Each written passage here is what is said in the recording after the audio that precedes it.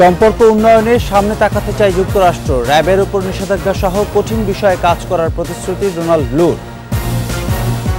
২৬ বছরেও আনা গেল না পেপালকে। বেশি বৈদেশিক মুদ্রা আয় বঞ্চিত লাখ লাখ বাংলাদেশি। মধ্যরাতে দেশ ছাড়ল টাইগাররা। বিশ্বকাপে প্রাথমিক লক্ষ্য গ্রুপ পর্ব পেরোনো।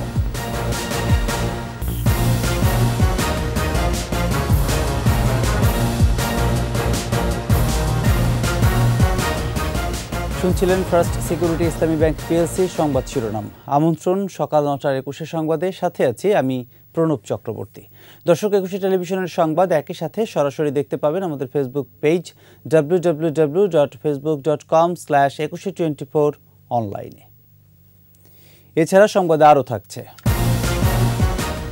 গাছের মড়কে পরিবেশ বিপর্যয়, মুজিবনগরের ঐতিহাসিক আম্রকাননের সৌন্দর্য বঞ্চিত দর্শনার্থীরা।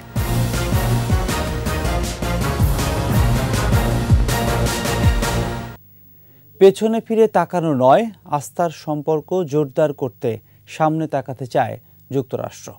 সম্পর্ক ঘনিষ্ঠ রেখেই সহযোগিতার সম্পর্ক এগিয়ে নেবার কথা জানিয়েছেন সফররত যুক্তরাষ্ট্রের দক্ষিণ ও মধ্য এশিয়া বিষয়ক সহকারী পররাষ্ট্রমন্ত্রী ডোনাল্ড লু। জাতীয় সংসদ নির্বাচন নিয়ে যেসব অস্বস্তি ছিল, যুক্তরাষ্ট্র তার অবসান চায় বলেও জানান লু।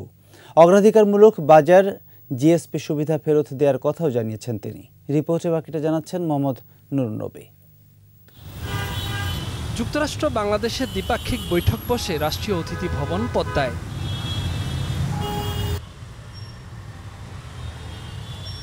এরপর পররাষ্ট্র মন্ত্রণালয়ের সৌজন্য সাক্ষাতে আছেন ডোনাল্ড লু। বৈঠকে ডলার সংকটে সুরাহা আর রিজার্ভ বাড়াতে ডেভেলপমেন্ট ফিন্যান্স কর্পোরেশনের আর্থিক সহযোগিতার বিষয়গুলো উঠে আসে। ট্যাক্সেশনের আধুনিকায়নে যুক্তরাষ্ট্রের প্রযুক্তি ও কারিগরি সহায়তার বিষয়েও আলোচনায় আসে।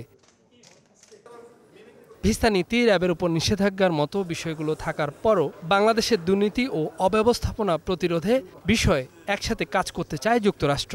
We want to look forward and not look back. We want to find ways to strengthen our relationship. Lastly, one of the things I discussed with the minister was about the work that we are doing together to fight corruption. There's so much that we can do to promote transparency of government, to promote accountability of officials who may have committed acts of corruption. গণমাধ্যমের মুখোমুখি হয়ে লু স্পষ্ট করেন, নির্বাচনের সময় tension থাকলেও সেসব দিকে না তাকিয়ে সম্পর্কের সামনের দিকে এগিয়ে নিতে চায় যুক্তরাষ্ট্র। RAB sanctions, we have labor reforms, we have human rights and business climate reforms. But in order to work on the hard issues, we want to build up the cooperation we have on positive issues. We're talking about new investment. তারা বাংলাদেশের সাথে সম্পর্ক আরও ঘনিষ্ঠ করতে চায়, আমরাও করতে চাই, এবং তিনি এসেছেন সম্পর্ককে এগিয়ে নিয়ে যাওয়ার লক্ষ্যে এই সফরে এসেছেন। এর আগে দিনের শুরুতে জলবায়ু পরিবর্তন মোকাবেলায় কৌশল নির্ধারণে পরিবেশ মন্ত্রীর সাথে বৈঠকে বসেন সহকারী পররাষ্ট্রমন্ত্রী। সরাসরি মানুষের উপকারে আসে এমন প্রকল্প নিয়ে কাজ করার বিষয়ে একমত হন তারা। তাদের যে ইনভেস্টমেন্ট আগামীতে হবে বা তারা যে পরিকল্পনাগুলো গ্রহণ করবে, এটা যেন প্রান্তিক পর্যায়ে মানুষকে এটা সাহায্য করে, বিশেষ করে যারা জলবায়ু পরিবর্তনের ক্ষেত্রে সবচেয়ে বেশি ক্ষতিগ্রস্ত, তাদের বিষয়টাকে আমরা মাথায় আনব। দক্ষিণ এশিয়ায় নাসার জলবায়ু বিষয়ক স্যাটেলাইট স্থাপন এবং সেখান থেকে খরা, বন্যা, সমুদ্রপৃষ্ঠের উচ্চতা, লস অ্যান্ড ড্যামেজ, দূষণের প্রকৃত চিত্র বিনামূল্যে পাওয়ার বিষয়ে সহযোগিতার প্রস্তাব দেয় Bangladesh. We share a lot of values in wanting to protect the environment.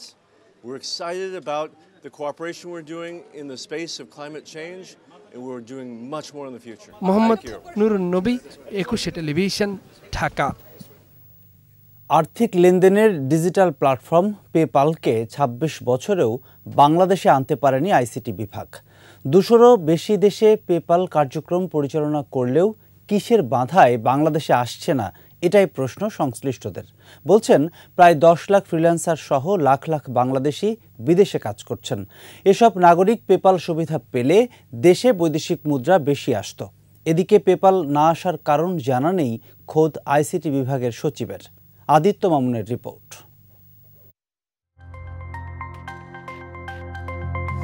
1998 সালে অনলাইন লেনদেনে বৈপ্লবিক পরিবর্তন আনতে যাত্রা শুরু করে মার্কিন প্রতিষ্ঠান পেপাল। প্রতিষ্ঠার পরপরই লেনদেন কিংবা বিল পরিশোধে মাস্টার কার্ডের পরিবর্তে পেপাল গুরুত্বপূর্ণ হয়ে ওঠে। অল্প সময়েই মানি ট্রান্সফার সার্ভিসের ভোগান্তি দূর করে কোটি গ্রাহকের আস্থাও অর্জন করে পেপাল। যে কোনো ব্যক্তি প্রতিষ্ঠান নির্বিঘ্নে হিসাব খুলে বিশ্বব্যাপী লেনদেন করতে পারছে। এই চিত্র পৃথিবীর উন্নত অনুন্নত মিলিয়ে 210টি দেশে। ফলে সহজলভ্যতায় বিশ্বে শীর্ষে থাকায় উদ্যোক্তা কিংবা কাজ সরবরাহকারীরাও খোঁজেন পেপাল ব্যবস্থা। কিন্তু বাংলাদেশে পেপাল এখনো আসেনি, কার্যক্রমও নেই। পেপালকে তো আনলে তো হবে না, আবার সেই টাকাটা যাদেরকে পেমেন্ট করছে ওদের নিয়ে যেতে হবে।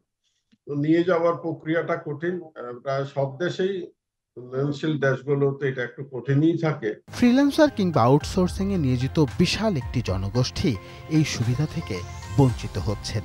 অনেক ক্ষেত্রে লেনদেন অনৈতিক উপায়ে সংঘটিত হয় বলে রাজস্ব বঞ্চিত হচ্ছে সরকার।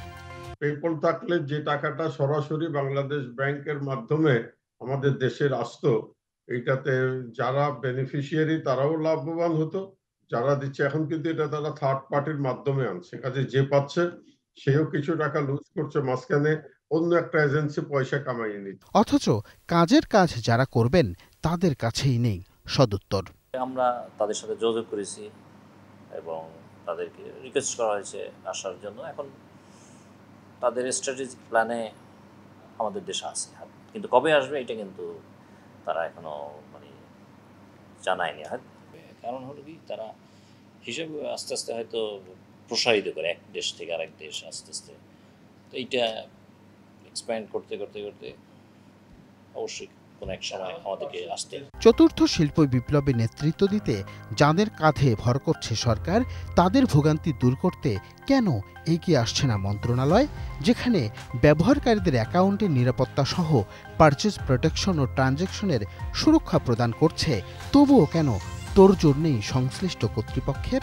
পেপ্যাল যেহেতু এটা একটা এমন সার্ভিস যে আসলে অবশ্যই আমরা সেই সুবিধাটা ব্যবহার করতে পারবো। তবে এখন কিন্তু আমরা ব্যবহার যেটা করছি যে জুম সার্ভিস, পেপ্যালের একটা সার্ভিস, যেটা একটা স্টার্ট আপ ছিল পেপ্যাল, এটার তার একটা সাবসিডি সার্ভিস হিসেবে জুম সার্ভিস চালু আছে এবং এটা কিন্তু চলছে। পেপালের মতো ডিজিটাল মানি ট্রান্সফারের বিশ্বখ্যাত প্রতিষ্ঠানগুলো দেশীয় বাজার ব্যবস্থায় যুক্ত হলে তা হবে দেশের জন্য আশীর্বাদ। উজ্জীবিত হবে বৈদেশিক মুদ্রা অর্জনকারীরা, বলছেন তথ্য প্রযুক্তি বিশ্লেষকরা। আদিত্য মামুন, 21 টেলিভিশন, ঢাকা। টি-20 বিশ্বকাপ খেলতে মধ্যরাতে যুক্তরাষ্ট্রের উদ্দেশ্যে ঢাকা ছেড়েছে বাংলাদেশ জাতীয় ক্রিকেট দল।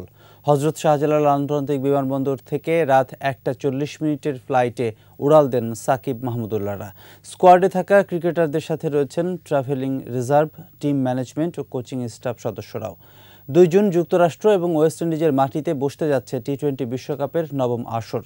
আইসিসির মেগা আসরটিতে অংশ নেয়ার আগে স্বাগতিক যুক্তরাষ্ট্রের সাথে প্রস্তুতি হিসেবে 3 ম্যাচের টি-20 সিরিজ খেলবে বাংলাদেশ। 21, 23 ও 25 মে হবে সিরিজের ম্যাচগুলো।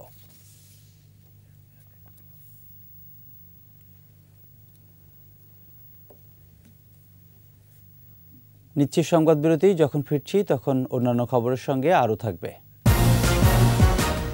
প্রচারণায় জমজমাট উপজেলার নির্বাচন, উন্নয়নের প্রতিশ্রুতিতে দাঁড়ে দাঁড়ে প্রার্থীরা।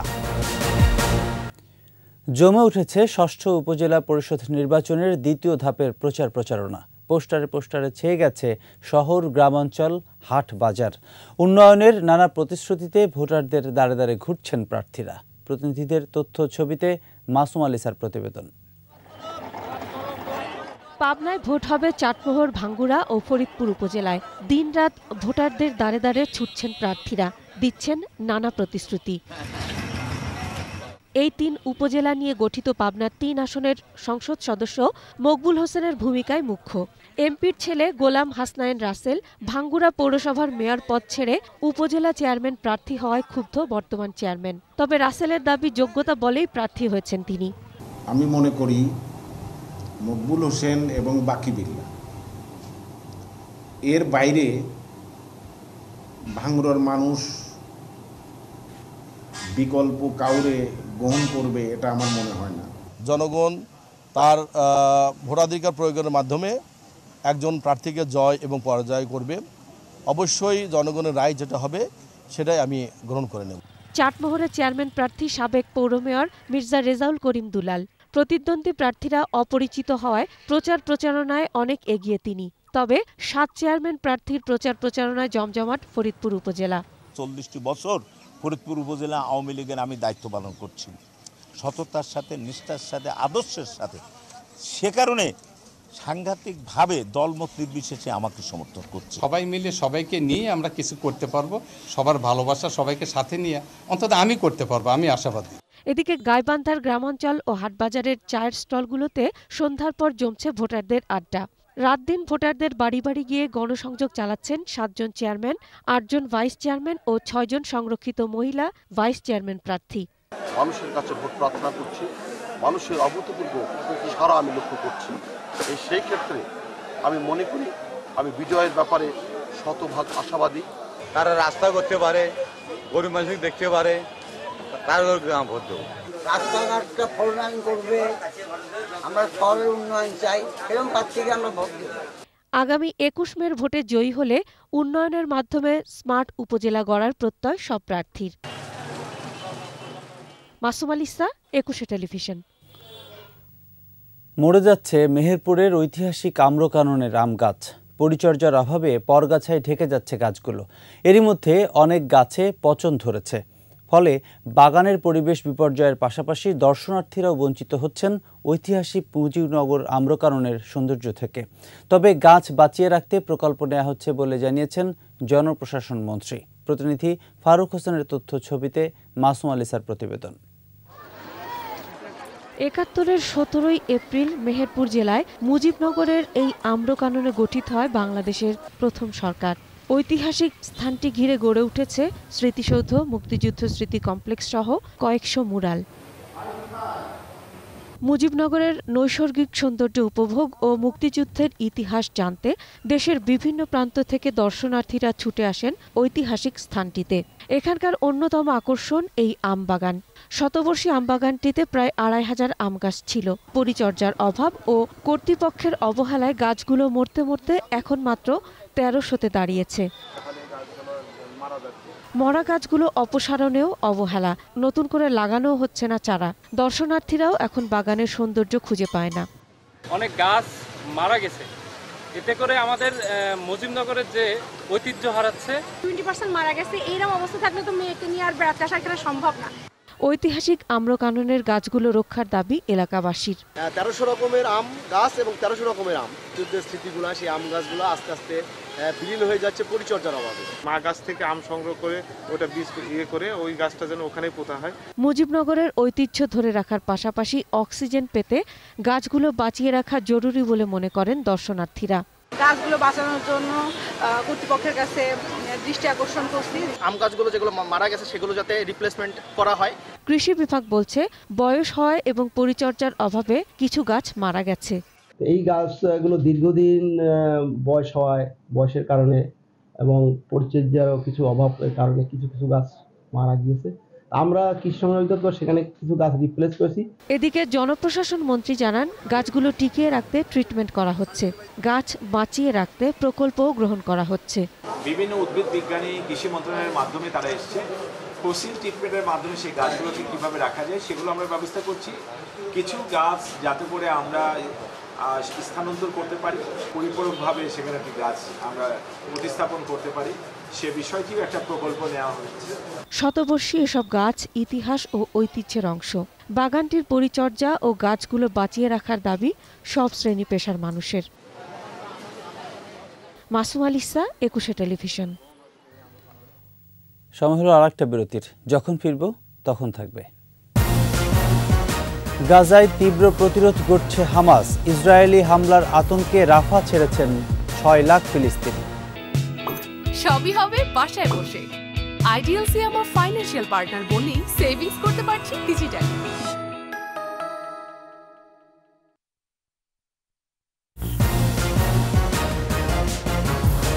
বিশ্বকাপের জন্য বাংলাদেশ দলকে শুভকামনা জানিয়েছেন ডোনাল্ড লু।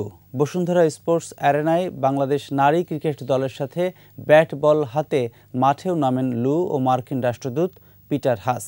জ্যোতি নাহিদাদেরকেও যুক্তরাষ্ট্রে খেলার আমন্ত্রণ জানান যুক্তরাষ্ট্রের দক্ষিণ ও মধ্য এশিয়া বিষয়ক অ্যাসিস্ট্যান্ট সেক্রেটারি আকাশুজ্জামানের রিপোর্ট। ব্যাট হাতে 22 গজে পিটার হাস ও ডোনাল্ড লু। যুক্তরাষ্ট্রের দুই মহারথীর সাথে বসুন্ধরা কিংস অ্যারেনা মাতান বাংলাদেশ নারী দলের ক্রিকেটাররা। প্রথমবারের মতো বিশ্বকাপ ক্রিকেটের আয়োজক যুক্তরাষ্ট্র।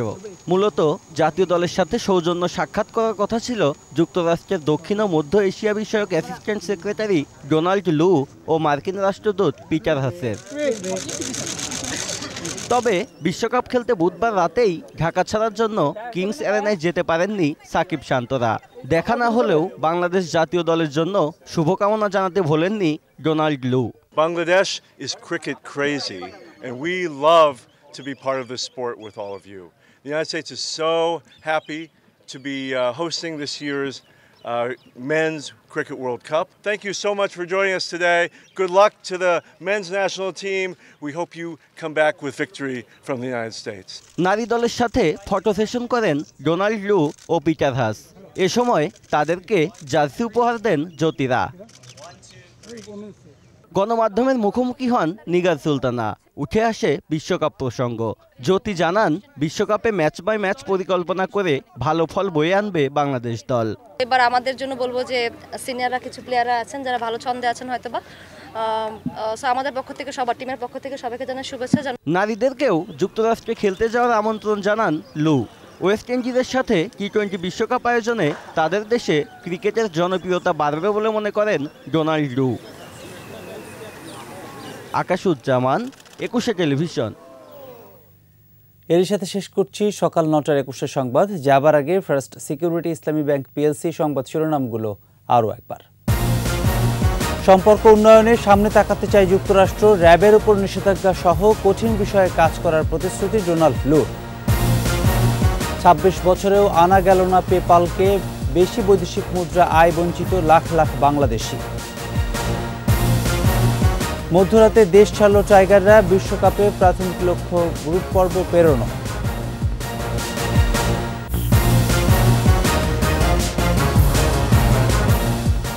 দর্শক, সর্বশেষ খবর জানতে ডায়াল করুন 2021 নম্বরে, ভিজিট করুন 21-tv.com এই ওয়েবসাইটে। এছাড়া ফেসবুকে ভিজিট করতে পারেন facebook.com/2124 অনলাইন। এতক্ষণ সাথে থাকার জন্য ধন্যবাদ। পরবর্তী সংবাদ দুপুর 12টায় দেখার আমন্ত্রণ রইল। 21-এর সাথেই থাকুন।